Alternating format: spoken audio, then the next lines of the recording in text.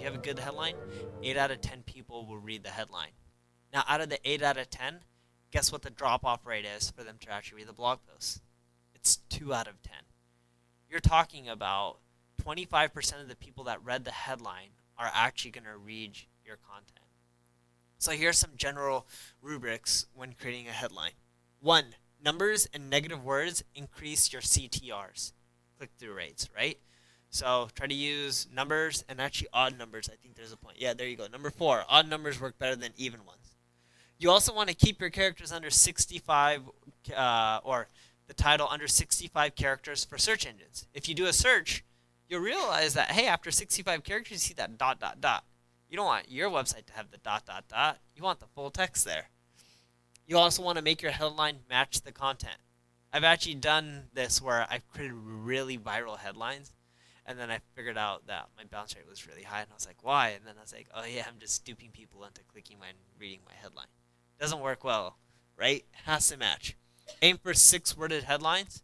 Found that 6 words tends to produce the best results from a social media perspective. Also want to avoid using words for multiple meanings, right? Some words mean different things in different languages, actually even in English. Just stick with simple words. And you also want to use power words or adjectives. And here's some examples, right? Like effortless, incredible, strange, unique. All of these interesting adjectives help drive more clicks. Don't believe me? Just look at Upworthy and BuzzFeed. They get so much traffic just because of their words, right? And it's just like, it's crazy. Like, they'll use titles like this girl got paralyzed in a wheelchair, and what she did next will shock you. And I'm like, what did she do next? Did she walk? Right? And then I click on it, and she didn't walk, and I was like, what the hell? They made me click, and not just that, I watched a 5-minute video on top of that, right? But these damn power words and adjectives, they get you.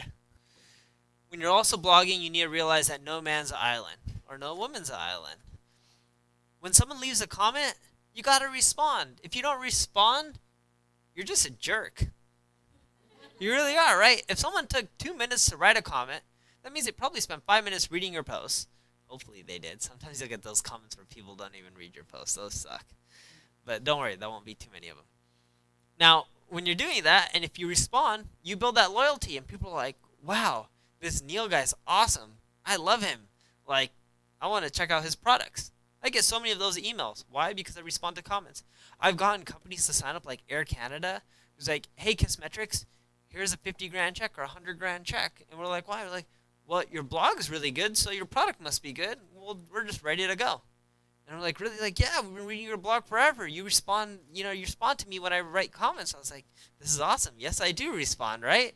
Did I know who he was? Sadly, no. I get a lot of comments. But, it made his day. It made mine, too. I'm like, this is the easiest sale ever. How can I get, 100 of these a day, right? Could have figured that out, but I'm still working on it. I'll let you know if I figure it out. So here's some examples on how we grew KISSmetrics.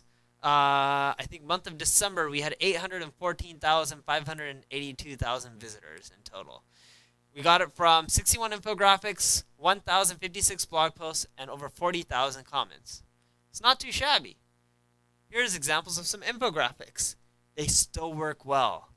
So here's some infographic tips. 1, keep them visual. Limit the word count. Infographics are a way to make complicated data easy to understand. And you do that through images. Think of a kid. Kids love images. They don't want to read. They don't want to look at all the data. They just want images that tell a story. 2, make everything easy to understand. If you don't, your infographic's useless. 3, have 5 to 6 main points. What I mean by this is, if you're talking about how colors affect conversions or purchases, one point could be the meaning of colors, right? How men and women view colors differently. Like, pink means this to women, pink means this to men, etc. That could be one point in that infographics.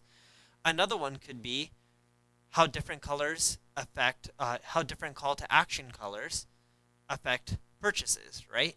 So that's another point. And you can do around 6 of these. If you have more than that, it's just information overload. If you have less than that, it's like, hey, you're skimping on the information. I don't want this shitty infographic. Give me something that's valuable. You also want to make your points flow together. So like if I talked about the meaning of colors, right, for men and women, then I would say, hey, once you know your audience, here's the different types of colors you should be using for call to actions, right? I'm using transitions. I'm making things flow. You also want to use simple colors in your infographics.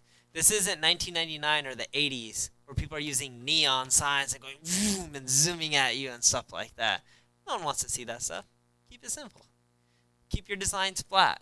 Nothing fancy. The simpler it is, the more shares you actually get, and the more money you save because it's less design time. You also want to put your URL at the bottom and your logo. It all helps with branding.